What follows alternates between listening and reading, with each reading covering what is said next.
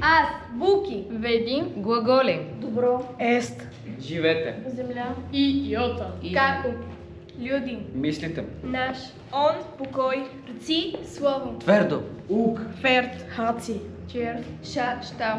Ер голям. Ер малък. Ю. Ят.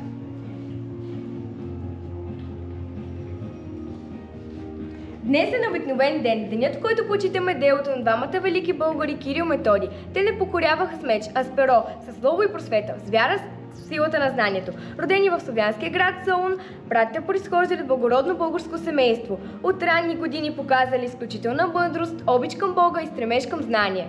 Константин, по-късно наречен Кирил, стана учен, философ и блестящ езиковед. Методий, неговият брат, бил духовник и мисионер с дълбок душа и твърд характер. През 9 век Византия ги изпратил да проповядват след славянските народи. Те разбрали, че без писменост народа остава ням и сляп в тъмнината на невежеството. Така се родила глаголицата, първата славянска азбука, създадена с мъдрост и внимание. Братята превели Светото писание на славянски език, езика на народа. За първи път Божието слово звучава разбираемо и близко до сърцата на обикновените хора. Делото им било революционно. То давало глас на безгласните. Срещали съпротив от могъщи сили, но не се отказали. Със смирение и твърдо състояли на гоненията и униженията, защото вярвали, че истината се пише с букви, а не с мечове. След смъртта на двамата братни, техните ученици Наум, Климент, Ангелари, Сава и Горяс продължили светото дело. България ги приел в затворени обятия и се превърнал в пазител на словото. Цар Борис I дал подслон и подкрепа на просветителите, защото знал, че писмеността е сила.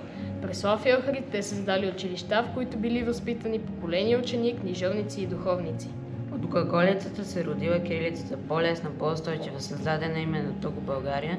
Кирилицата не е просто писменост, тя е символ на нашето културно и духовно безсмъртие. С нея пишем, четем, творим и най-важното помним кои сме. Благодарение на нея нашият език е жив, а народа ни непреклонен. На 24 май не празнуваме само букви, празнуваме българския дух, празнуваме правото да бъдем грамотни, осъзнати и свободни. Защото езикът е нашата първа родина, в него сме се родили и в него ще останем.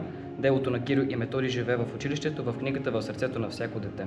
Те ни показаха, че да просвещаваш значи да обичаш, да сееш знание значи да градиш бъдеще. Те ни учат, че писмеността е път към просветление, но и към самоуважение, че нито една сила не може да сломи народ, който има своята азбука и своето слово. Днес, когато целият свят е свързан, нашите букви се четат от милиони. Кирилицата е третата официална азбука в Европейския съюз, редом до латиницата и гръцката писменост.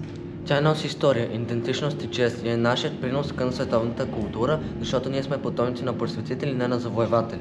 Всеки учебник, всяка тетрадка, всяко обичамте на български, това е живото доказателство за тяхното дело. И всеки учител, всяко дете, всяка ръка, която пише, продължава този завет. Нека помним, че знанието е най-силното оръжие. То променя съдби, създава бъдеще.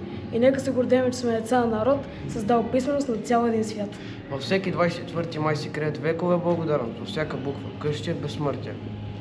Делото на Кирил и Методий не е минало, то е настояще и бъдеще. То е надежда, че докато има слово, ще има и България. Всяко училище е храм, всяка класна стая е светилище на знанието, а всеки ученик изкриза от този огън, който братята запалиха преди векове.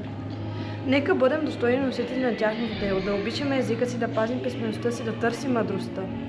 Защото светлината идва не от лампите, а от буквите и най-ярките очи са онези, които извират от знанието и добротата. Да живее словото, да живее духът български. Честит празник 24 май, ден на нашата култура, писменост и просвета.